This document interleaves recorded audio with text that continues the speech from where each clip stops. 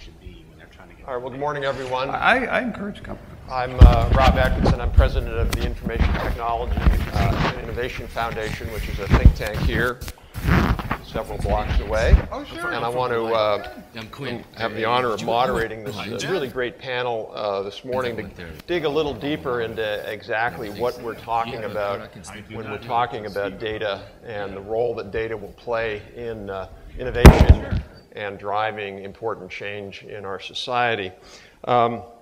Just a couple of background notes. We launched a center this summer called the Center for Data Innovation. It's just datainnovation.org if you're interested in it, and have produced a number of reports recently. One, a little sort of primer, sort of an Internet of Things for idiots, if you will, sort of a really easy to understand guide about what is the Internet of Things, and then recently, right before that, another piece called Data Innovation 101, which is all about what we're talking about, why this is important. And as we talk about this, it seems that really there's sort of three components of data and how it can play a role in driving progress in our society. And we tend to sort of conflate them all into this notion of big data, which I think is really a misnomer, because it's not big data, it's data. There are really a lot of interesting things that are going on with small data, middle data, big data. And really, I think the three things are, one is personalization, which is what Walter alluded to. The ability of data to allow us to have personalized experiences in our lives, whether that's through a Fitbit scale or whether it's through educational apps where you're using data in a way to customize what somebody's actually seeing. The second is really about transactions, about making things we do in society more efficient.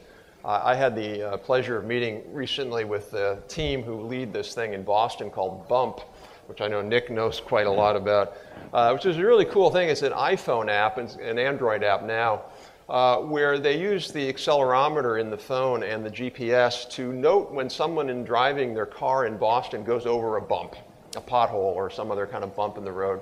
And it gets reported in an anonymized way in real time to the Public Works Department.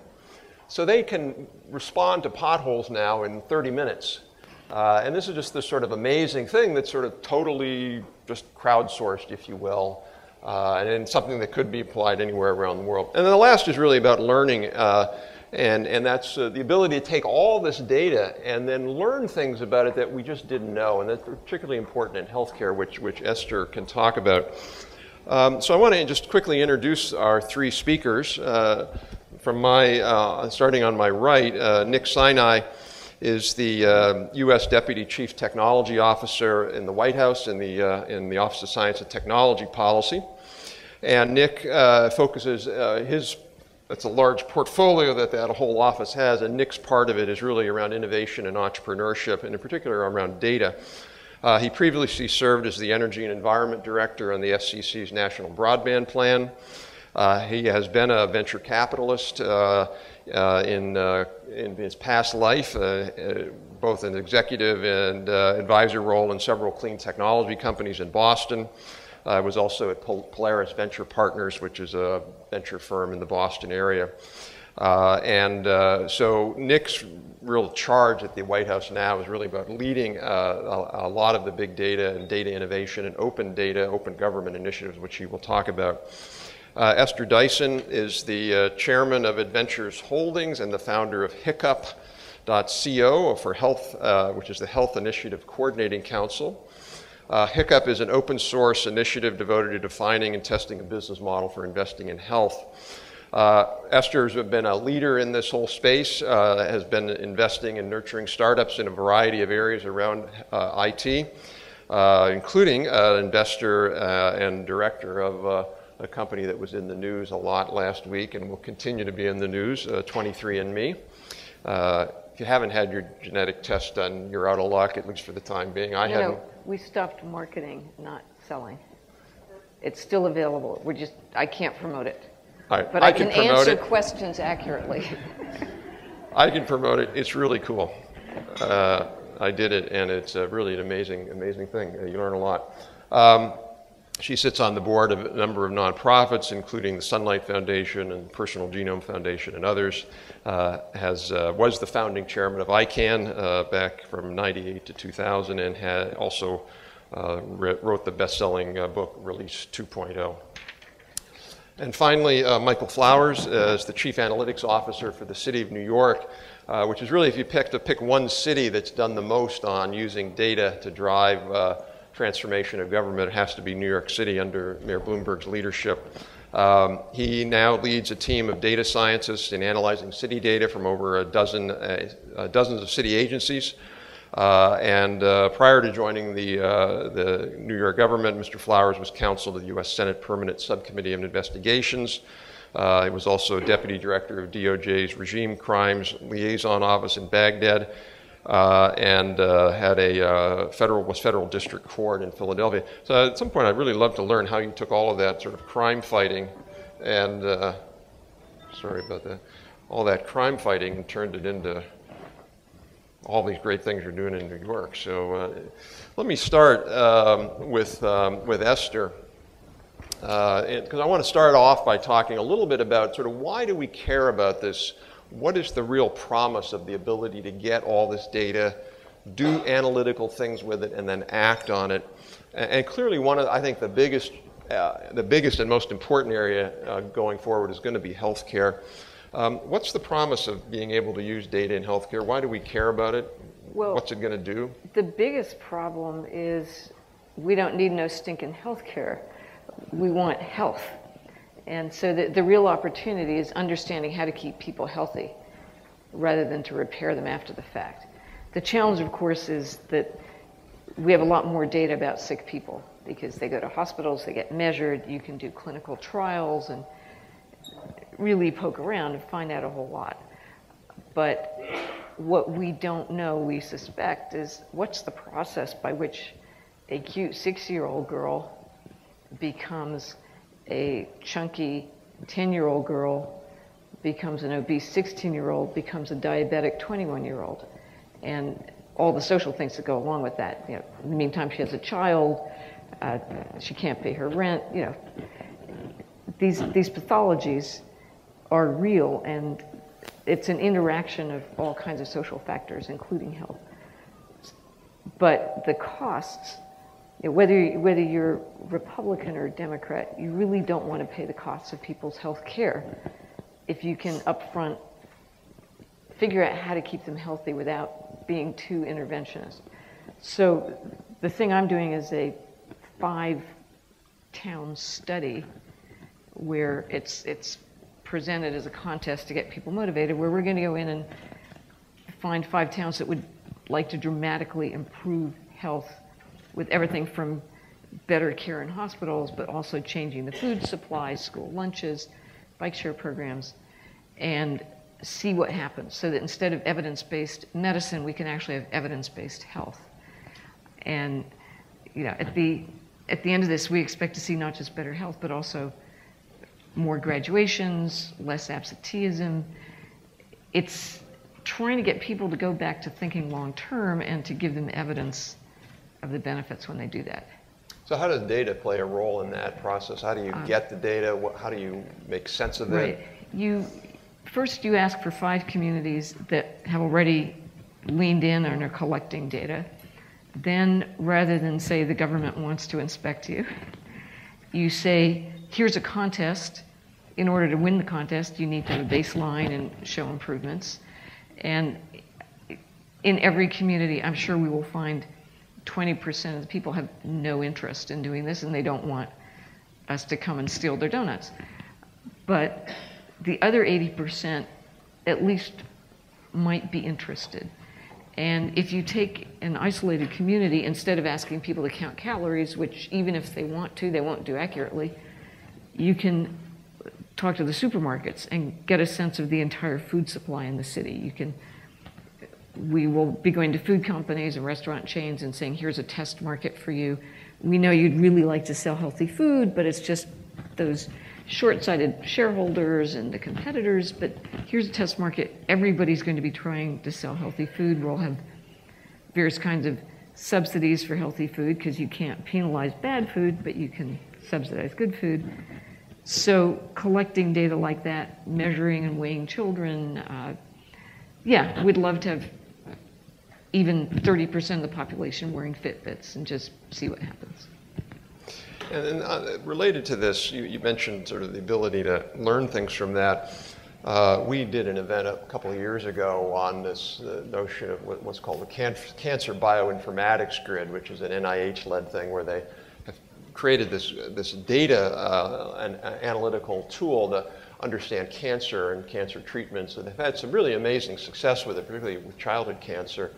And that's a different model than the sort of conventional model, which is you try something in a clinical trial, a drug comes out, you enroll a certain number of people, you figure something out, and then you're done. You really stop learning after that. Yeah. This is a different model. Can you talk about that model and how it would complement or change clinical trials? I mean, a lot of what this is what the medical establishment might call post-market surveillance. In other words, you've gone through the test, your drug seems to work on this small population you had, but then suddenly, as you launch it over 5 years, you discover a suspicious number of people have killer headaches or worse, strokes, whatever.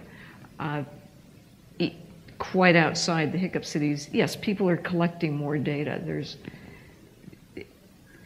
Steve was talking about health, actually, healthcare is changing towards being more consumer-centric, both in terms of staying healthy and in terms of, people are not yet doing their own mastectomies, but they are managing their own diets. They're doing quantified self-steps. They're testing themselves. People who are sick are going on to patients like me and sharing their symptoms, sharing the treatments they're trying. So they're doing sort of their own informal clinical trials. And the impetus behind that is, I may be dying, but I want to help the guys after me. So they're giving the data to pharma. It's not a question of they need to be paid to do this. People are far more willing to share their data if they see some purpose to it. And it's not just getting a free copy of a magazine. It's contributing to science. Thank you, Esther. Moving sort of that connection to sort of the community and how people want to do this to give back. Michael, why is this important to the citizens of New York? In 5 years, how specifically will their lives be better because of this, or even now better than it might have been otherwise? Well, I mean, the genesis of this was in 5 years, hopefully we don't have to tax them through the roof. This is pretty nuts and bolts stuff, how we're leveraging our data, picking up trash, and responding to fires, and inspecting buildings, and licensing businesses, and preparing for the next Sandy, and responding to this Sandy, and getting the homicide rate from 2,200 to 400, right? I mean, those kinds of things impact everybody in New York City, whether they're visitors or residents, whether you commute from Jersey or you live close to the village. So how it benefits New Yorkers is essentially how New York City government becomes more responsive to the day-to-day needs of New Yorkers and the businesses and our visitors. Can you give me a good example that would illustrate how you use data in one area in New York to make government services work better? So, I've talked a lot about public safety because that's how we got started, and I picked public safety in part because that was sort of home for me, right? As you kind of saw from my background. But the most recent area we've branched out into is economic development, and I must have walked by 2 Starbucks on my way here this morning, and I'm fairly certain Starbucks gives when they're deciding which location to pick, they do their research. They probably have maybe farm it out to a consultant or whatever to say, okay, let's go here at 9th and K versus 10th and K because the foot traffic's better or whatever, right? The city has a ton of information that bears on that. So what we're starting to do, what we've just started to do now is, traditionally our small business services outfit was geared towards getting you through the application and permitting process, which itself is a nightmare, generally, especially if you're trying to open a pizza place, in Queens. Now we can layer into that some of the same intelligence about location selection that the larger chains have. So I think somebody had earlier here had asked a really valid question. You know, what happens to the middle class as we get better? My uncle was a Teamster. He was a truck driver for 40 years. He was a beer delivery guy for Schmidt's Beer, and raised a family on it. And and they're good kids, and they're leading productive lives. Google invents this car that drives itself. I mean, take that to its logical conclusion. What happens to my uncle? Right? So the kind of things that we're trying to do in New York from an economic development standpoint is provide our middle class entrepreneurial community, right? The pizza shop owners, the nail salons, the personal services, foot traffic type places, the brick and mortar outfits that are always going to be there, right? At least to some degree, and give them the same assistance, from public data that larger companies can leverage. So a couple of questions. Was this data just sort of sitting around and kind of in the closet? And then secondly, how do you get that data to somebody? Did you have a kind of an open app competition? In other words, it's one thing to have data, it's another thing to be able to use it with an analytical tool. I mean, it wasn't in a closet for the agency that was generating it, right? Like, your property taxes were being used by the finance department. Yeah. They just weren't being used by anybody else. And the reason they weren't being used by anybody else, a number of different reasons. A lot of it has to do with how it was stored, where it was stored, so accessibility, leverageability. But then the other part of it, and I think Esther touched on it beautifully, is, if I'm at the fire department, why do I care what the property tax situation is?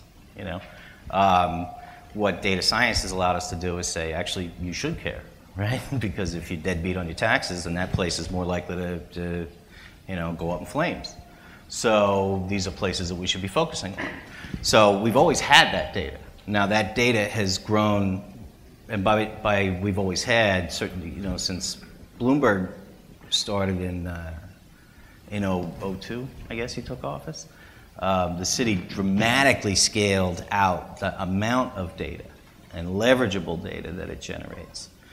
I remember I was a DA in Manhattan in the late 90s, and the first go-to thing when you were prosecuting a homicide was to check and see if anybody involved had parking tickets, because then you find out what residents did they put down when they were ticketed and whatever. That was all paper. Right, so you have to walk over to the finance department and the subdivision on Geralman Street, and lower level 5, and dig through boxes, and they smell like mildew, and but that was part of the job. When I returned to New York, the biggest shock for me in 2009 was, oh my God, this stuff's online. This is great, right? It's just that it had never really been married up before, so you needed a reason to marry it up. What was the point of marrying it up? And that was then the reason for that was we had outcomes. Right?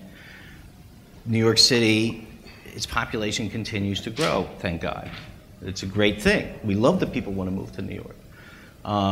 But, those services have to continue to serve that larger population. It's not like we have more money to spend on hiring more people or even retaining the people we've got.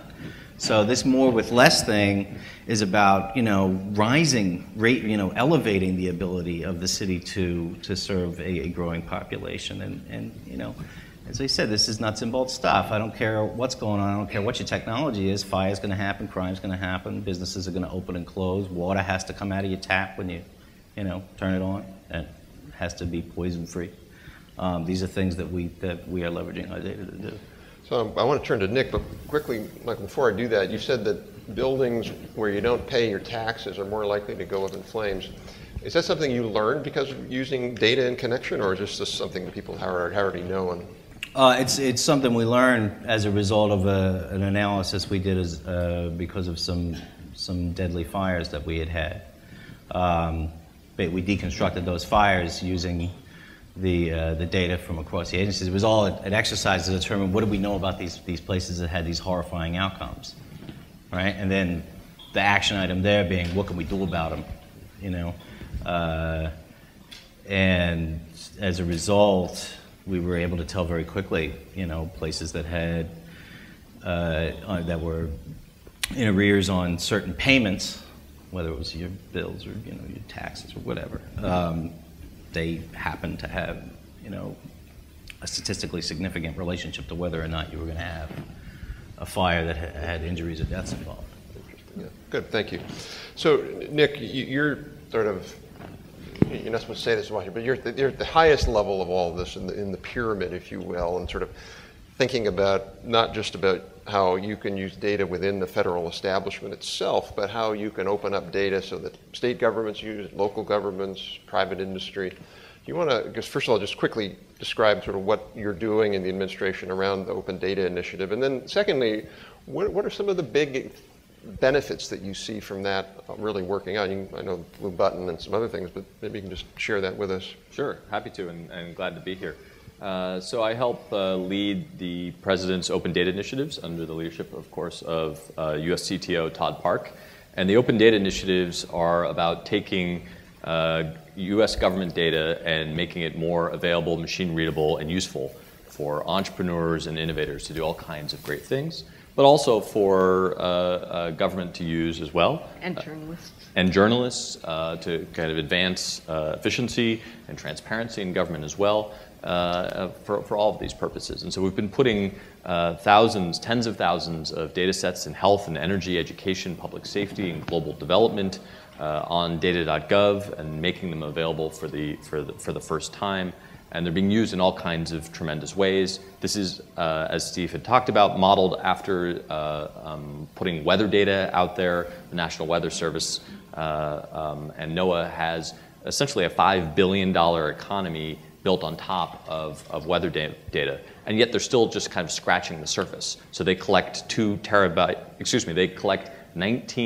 terabytes of data a day, and yet they only put out 2. And so right now they're asking the question is, well, what if we put out all 19, and what could this mean for climate modeling? What could this mean for thinking about resilience in times of natural disaster and all kinds of things like that? And it's not enough just to put out the data. And so we've focused on that. And of course, the President signed an executive order this year making open and machine readable the new default for government information. We have data.gov, which we're rebuilding. You should check out next.data.gov.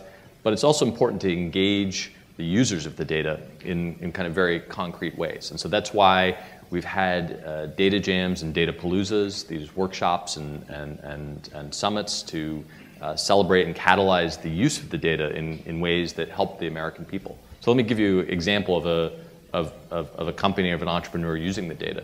So Climate Corporation, for example, founded in, I think it was 2006, and they use data from NOAA and NASA and USDA and Commerce and all of these places in government to create weather insurance for American farmers. And smaller family farms, want to grow high-profit crops, and it's important to them, but they're also higher risk. And here you have entrepreneurs who are providing apps and services as well as this weather insurance to these American farmers, and it's helping them survive. And so this is a company that has hired 150, 200 people, right? It's growing, recently purchased for, I think, $930 million. So it's a great example of job and wealth creation, but helping American farmers in really tangible ways. Mm-hmm. What you also you really played an instrumental role in the National Broadband Plan around energy and stuff. You want to talk a little bit about some of the energy initiatives that are happening, already happening, and likely to happen? Yeah. So I think we've talked a little bit about health and education, and Steve Case did a great job talking about how there's this opportunity to disrupt them, and that data and technology are an important piece of that, and personalization is an important piece of that. And I would add energy to that. And so in all three of those, you see the shift from the incentives from volume to value. And so this is uneven, and it's happening over time, but in the Affordable Care Act, in some of the state energy rules and legislation, and in some of the education reforms that have been happening. We're digitizing these industries. We're increasingly have digital environments, and data starting to be collected and being made more available back to the end consumer. And also we're able to kind of have new insights. So in the energy space, buildings consume a tremendous amount of energy, responsible for a lot of the carbon emissions, and we're able to kind of disrupt kind of traditional models of how we look at buildings. So traditionally, you'd have a assessor or a inspector kind of look at a building and write up a big report and say, here are the kind of retrofit recommendations, here's the operating recommendations. We're now able to do that with data. That is, by mashing up the smart meter data and weather and other data, you're actually able to kind of get a virtual energy audit. And that virtual energy audit you can do across large portfolios of buildings. New York has a few. And you're able to identify those buildings that you want to go retrofit and get those started faster and create those construction jobs faster. So whether it's in the buildings or also in the grid, there's just tremendous opportunities where we're just starting to make this data available for folks. So let me ask all three of you this hypothetical question. If we could sort of wave a magic wand and just assume for a minute that data collection is free. So everything is instrumented. So we have unlimited amount of data on everything, which is probably a world that we will get to at some millennium. And to me, an ideal and optimal world. But if we had that world where we had just data on everything, want to know how many people went in that building, what the energy use of that building are, how many people drove into Washington yesterday, how many people got a cold yesterday. I mean, just imagine that. If we had all of this data, what are some of the one or two of kind of really big innovations that would result from that world? Esther, do you want to? Well, I will answer. I just want to do one thing about the middle class jobs. If we had all the data, we would know a lot more about what we needed to fix. We'd train more people to be gym teachers. The purpose of fixing healthcare is not to lower costs. It's to have much better outcomes. So I would love to employ the same number of people, but instead of fixing things, making things better at the beginning. It's very people intensive to train people, take care of them, visiting nurses, all these kinds of things. It's not a question of eliminating jobs. If we knew everything, we would have huge responsibility. I mean, the biggest issue right now is I was just talking to Nancy Roman from the Capital Area Food Bank last night, and about food stamps, or the SNAP program as it's now called, which mostly fund really bad, unhealthy food for millions of people who then proceed to get sick. If Hiccup is successful, it's going to become exactly clear how bad that food is. And because we know that, we have a responsibility to change it. As long as you don't know stuff, you can kind of ignore it. To be candid, we're going to get into huge civil liberties issues around, if 9 out of 10 of these people is going to commit a crime, but one isn't, do we lock them all up? No, at least I don't think so. But the ability to predict becomes very interesting. The ability to change those predictions by action becomes important, but freedom of individuals, despite what the predictions say, is also, so we're going to have more and more social, ethical, if you like, political issues the more we know, because we become better at predicting. Yeah, there was that, what was that Tom Cruise movie? Yeah, Minority Report. Minority Report. Like bet more. So speaking from a government perspective, and excuse me for being ruthlessly pragmatic, but if we had all the data, we're not even doing anything with the data we have now, right? Because there's a lot of people that just don't know how to manage the data. That's just, it's lacking. It's that simple. So we can instrument everything on the planet unless we figure out how to govern to the data or manage to the data or live according to the data. I mean, people still smoke, and there's a data point on the pack of cigarettes that says you're going to die. Yeah. So I'm not sure that's a panacea. But I don't want to pay for your health insurance if you do. Right. But then the other part of it is, the reason I like it as a concept is that you can't hide, right? Like, there's an entire incentive structure in government that, you know, sometimes is not necessarily geared towards serving the citizens, right? There's a lot of it is, the concept is about, like, the whole concept of divided government, you know, at least I'm just talking about the local level, okay, is, you know, we harness this personal ambition to get people to come into public service and, you know, set them against each other, and hopefully out of that synergy comes civic, you know, goodness. It doesn't always work that way. And, you know, I think the more transparent, the more information we have, and the more we blast it out, right? Because I'm Nick's counterpart in New York. I also run our open data system, which I found very useful in doing my job. Then the more you sort of expose those failures of the government market in terms of serving the citizenry better. So that's what I think the consequences could be. At least, again, sticking to the pragmatic and staying within the space that I know, which is New York City government. Okay, Nick? So I'd like to draw a distinction between open data, which is data that is aggregated, doesn't have privacy or personal information, and a notion of personal data or my data. And I think they're very similar and important concepts, but there are some differences.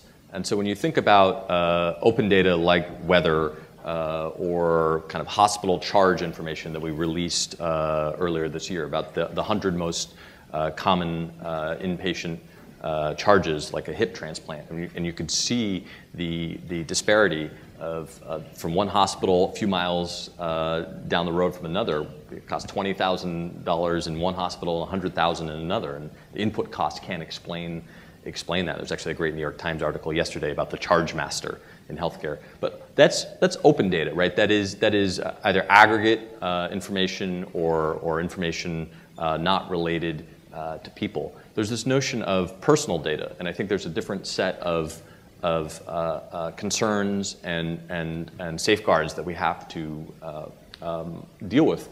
And what's interesting there is we have to balance that and find ways to give that back to people. And so when government holds your information, government should find a way to make your own information available back to you safely and securely in both really easy to understand ways, but also in machine readable ways, so that you can use that with services and apps and human beings that you trust. Well, I guess on that point, I guess I might frame it more as open-closed, sort of a four-cell matrix, open-closed, PII, non-PII. And you could have closed data with no PII and open data with PII. Although the open data, I guess my question to all three of you is, I see one of the biggest threats to this data revolution happening is around the irrational or unwarranted fears around privacy. Because if we aren't able to take PII data, strip out the identifiers, re-aggregate it for analytical purposes, which is sort of what you're doing. This is data about individuals in a community, and you need to know what an individual is doing. You don't want to know who that person is, and you don't want their privacy violated. And I think there's sort of a lot of misunderstanding with it. I'd be curious how all three of you deal with that question around being able to use PII data in an anonymized way. Well, I'm sorry. Go ahead. So we use ambulance data. So if you call an ambulance and it goes to your house, that's a HIPAA transaction. So now I know that you had a heart attack, right? So we'd be fined into bankruptcy in a month if we were to leverage data inappropriately. However, you know, there are things that are consistent with HIPAA that we can do. All I have to do is, instead of looking at the fact that you got that ambulance call, I look at the entire block about their quantum of ambulance visits, and that still is useful information. And I can't back out that it was you versus the probably 8,000 other people that live on that block, right? So you're right. I'm generally speaking totally not interested in the PII, but I am interested in being able to draw correlates between things that happen to you times 100, you know, within a specific locality, and then deliver services there more effectively and aggressively, right, and preemptively. So that's, I mean, that's how we've done it. But the other thing to remember is that, and you kind of mentioned Minority Report. I mean, you know, that's the thing. That's the kind of stuff that freaks people out too, right? So, and I think fairly or reasonably anyway, colorably. It's all in why you're doing it. I think Esther made a really good point earlier, right? Which is people are willing to give up their data if you just tell them why you want to use it and what the purpose is, right? I totally agree with that. I have to admit, when I got started, I stayed under the radar for a variety of reasons. But you know, one of them was I assumed that, you know, especially in New York City, they would just freak out if they knew how much we knew about them and then what we were doing with it. It's been really embraced, and I'm thrilled, but I'm surprised that New Yorkers are happy about what we're doing, right? And I think it's because we've kind of made it clear that we're just trying to pick up the trash, you know, or trying to shut down this slum, or help this guy open a nail salon or whatever, right? So I think it's a marriage of purpose as well as method. Well, it also is about, I would assume it's also about knowing where to draw a line on what you're going to do with the data, which perhaps some federal agencies have not understood that recently. But I'm sympathetic to some isn't of that this part too, of it, right? though? I mean, they're trying to keep us, you know, I mean, I was in New York on 9/11. I saw the towers fall. That stuff matters to me. So, you know, I mean, I literally saw them fall. I was on my way to the grand jury. And you know, so I think sometimes it's impossible to be transparent about what you're doing because of the nature of what you're doing. And it's not just national security, right? So, and the other thing that I want to kind of touch on, right, is that you mentioned open data. Open data is a term of art to a certain degree, but internal transparency is just as valid and valuable. If a bunch of doctors, if I'm at Dana-Farber, and then I'm at Sloan, and then I'm at you know, Hopkins and Anderson and all these places that are doing God's work in terms of trying to get our arms around this horrifying disease. If I can share information among just that group, you know, in a way that's, you know, leverageable, that's great. Sure. Nick, did you want to add anything on this? Yeah, so I think privacy is tremendously important, and I think it's and I think the federal agencies generally do a really good job about this, thinking about this, especially the data-centric ones.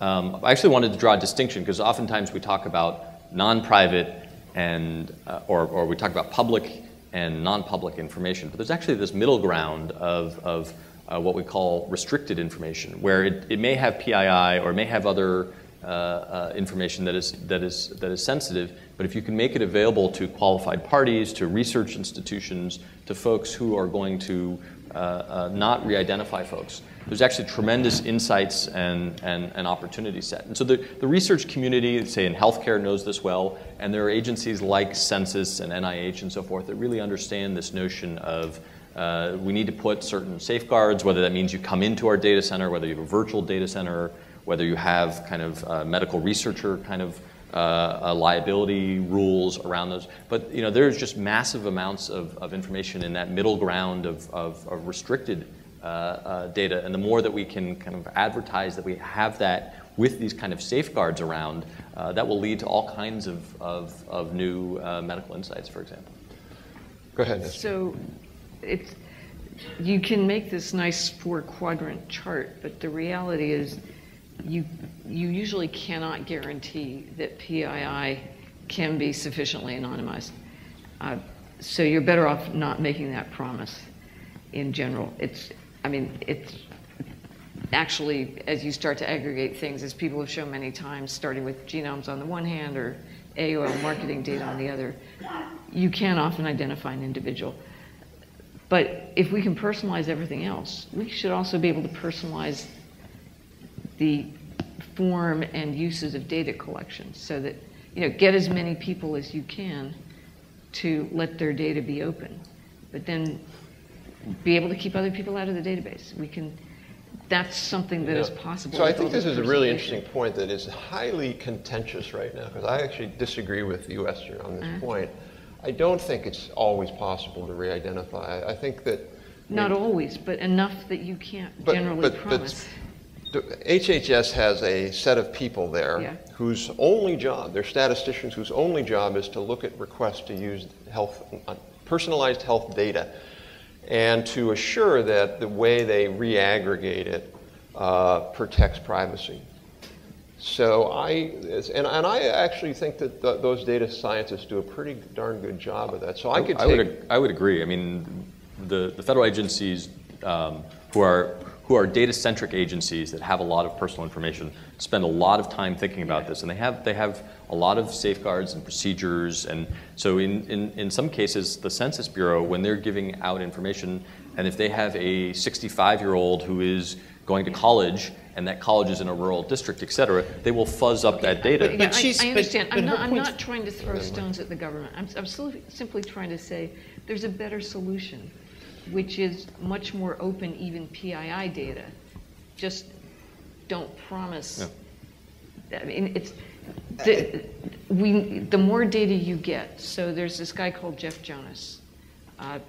He worked in casinos in Las Vegas. Started getting basically profiles of people. At the top of his database at one point, there were 600 million people in it for the United States. He got more data and the number of people went down. The point being, the more data you have, the more different profiles, the more you can say, oh, these two guys are actually the same people. Now we know, not only was he this, he was also married to that lady, even though he had this girlfriend or what have you. Yeah, so she's right, right? So like, I mean, so that's why I was nodding, right? I mean, and as I understood it, you were saying that, it's dangerous to guarantee that under no circumstances will you be able to back out you from the massive information we have. And I have some pretty talented people that work with me, and they're pretty good at it, and take this parking ticket, I know you paid it, I marry it up to the fact that you got a permit to get your sidewalk repaired, or you paid somebody to do some work in your house, and, marry it up with this side, the other thing. It's doable, right? And I think what we need to be honest about is, while there are absolutely things that we do to anonymize, but then if you anonymize it to the point where it's useless, then great. Now you have a massive. But Michael, didn't your example though just prove the point, which is on ambulances? Let's just say there's 1,000 people living on this block, and you collect ambulance data, and all you know is there were 42 ambulances in a week, and that's important data for you to know. You really have a 42 in 1,000 chance of identifying the person if you don't put other forms of data around it. But you do, and you can. But no. This isn't binary. If the right, rule is what I'm is saying. It's doable. There's a sweet spot. Yeah. But the fact of the matter is, there are going to be circumstances where you're going to need that personal information to get anything done. Because to be honest with you, I had to start with that. I had to cut an MOU with the fire department that basically made me part of the fire department for HIPAA purposes, right? So that I could then, which is great, I always wanted to be a fireman. And, now I got the data. So now I know that you had that heart attack, right? I'm no, sorry. It was a stomach. It was a stomach problem. Or hangnail. But then I was the one who had to pan the camera back in order to then leverage that data for the finance department, right? Or someone else, so that we weren't leveraging the PII. So I guess what I'm driving at is, I think you're both right. I know that's kind of a mealy answer, but I think promising people all the time, absolute ironclad guarantee, no, your data will never be found out. I think it's not true. I think Mike's right that these are risk-based approaches, right? Yeah, and so government has to put in the safeguards. But there will be external actors who do all kinds of innovative things, and so then some of it will become very, very personal very quickly. What's interesting, and what Mike's talking about, and is also true at the state and the federal level, is the ability to use data in improving the delivery of government services, right? And so you want services from, whether it's federal, state, or local government, that are oriented around you. So you don't want to go to 12 agencies to change your name. You want to do it once. And so kind of this you want government to protect your data, but also to use it responsibly and to most efficiently deliver services. And so that's kind of the compact that we want to have with our government, whether it's local or federal. And just to be clear, I think HIPAA By the way, I want to open is it up more for of a questions, so problem. think about your question. I think HIPAA has, it's way too strict, and it's often used in order to stop data from flowing freely. I just don't want us to promise stuff we can't deliver. So we could go down this road and many, many other issues, which we didn't get to, which is, I think, one of the more important ones, which is institutional questions. But let's open it up. We're not going to have time, but let's open it for questions. So right here. Thank you. Yes, you got me thinking about what Steve Case had to say about how education and health are ripe for disruption because of big data. How do you think that the government can make data more available to startups and then encourage those startups to sell to those institutional buyers? Because there is the institution in both these areas, and that's the problem startups face. It's not consumer-based. They have to sell to these institutions. How do you think that you can encourage the data to be shared and to help them build these businesses using it? So I have kind of two pieces to that. One is more data, open data about the system, right? So the example of providing hospital charge data that's providing transparency for the first time about what hospitals are charging. The other piece of that is providing your own personal data if the government holds it. So the Blue Button Initiative is a great example of this, making veteran health information available back to veterans. Veterans get a lot of care outside of the VA system, and having a list of prescriptions, whether they print it out or they have a digital copy, being able to bring that to their health provider actually saves lives and prevents kind of complications. So providing more transparency about the market, which is something that we've done with the Health Data Initiative and we will continue to do, and then making your own information, whether it's Blue Button or other ways to kind of get your electronic health record, to put it in your hands so that you can really be empowered to make decisions and kind of navigate the healthcare system. And I think that helps break some of the challenges with HIPAA. So HIPAA is kind of this very prescriptive regime, and so to the extent that you can put it in the hands of consumers, that means that entrepreneurs can start companies that can help you in a variety of different ways. And so I really liked what Steve was talking about in health, in energy and education. These are kind of profound opportunities for entrepreneurs to disrupt these areas, and finance too. I mean, the Consumer Financial Protection Bureau making complaint data available, and now you actually have large banks competing on customer service. There's this great Forbes article about it, but you also have the startups, the Billguards of the world that are helping identify gray charges and on your debit and credit card. So you have both the startups as well as the market transparency of the large banks. So I think providing that open data about the market, as well as if the government holds it, making your own personal data available back to you in easy to read formats. And then there's kind of the macro piece of helping shift the incentives to value and outcomes as opposed to volume, where a lot of these kind of traditionally, these older industries lay. Yes, sir, right here. You wait for the mic. Could you talk about the process that's emerging more where government is in fact buying more and more data from the private sector in order to carry out its mission? You mentioned the Consumer Financial Protection Bureau. They're buying enormous consumer databases now, apparently to evaluate the lending and financial pricing decisions that the banks they're examining are making. But they're saying to do that, we've got to have the same databases that the banks are using. So can you comment on government, in fact, going out and buying information in order to improve its own functioning vis-a-vis, particularly that regulatory environment? Well, sure. So you want market regulators, regulatory agencies, to be as smart as the market. So you want them to be able to crowdsource information like a complaint database, but you also want them to be on par with the market that they're regulating. So it makes sense that they would have access to that kind of information so that they can set clear and simple rules for the market. Okay. I'm going to go over here in the back. Yes, sir, standing right there. Yes, hi, Adam Tovum. I'm with Trust Layers. We're a privacy solution for big data systems. And Esther, I really am glad you brought up the example of Jeff and what he's done. I'm curious, though, how this affects enterprises. Maybe you can comment on it from the healthcare perspective. But if you think about mostly for-profit enterprises, they've approached problems around HIPAA by locking down the data.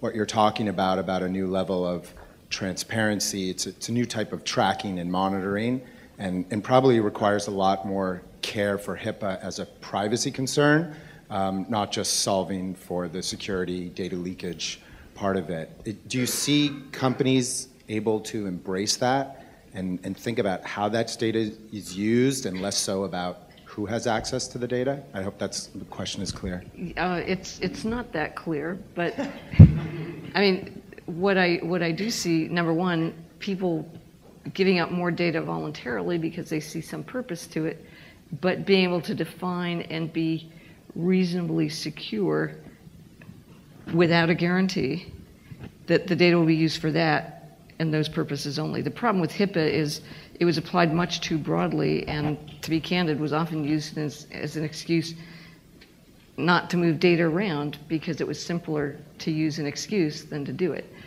In a world of personalization where the consumer is king, things can be much more finely defined, much more fluid where people want them to be fluid and protected elsewhere. But I would never, ever guarantee somebody that I couldn't guarantee. But doesn't that require organizations to... I've been given the high signs on, sorry. So thank you. I'll catch you later. Maybe you can follow up on it later. And I apologize to this gentleman here. We are actually out of time for this particular session. But a couple of things. First of all, we're going to transition to the next session here that Jason Gourmet will lead us. For those of you who can't get enough of this and want to go deeper, I encourage you to we are hosting our Center for Data Innovation is hosting our second annual Data Innovation Day on January 23rd up on Capitol Hill, which is a public event. We've got some of the best data scientists, best data leaders in the country. So I think this is such an important question about how to get this right. And Esther, you want to hold up your the back of your Apple thing there? It's like that can be our motto for our lives, unsolicited, our societies, data-driven. So with that, please join me in thanking a great panel here. Great to meet you.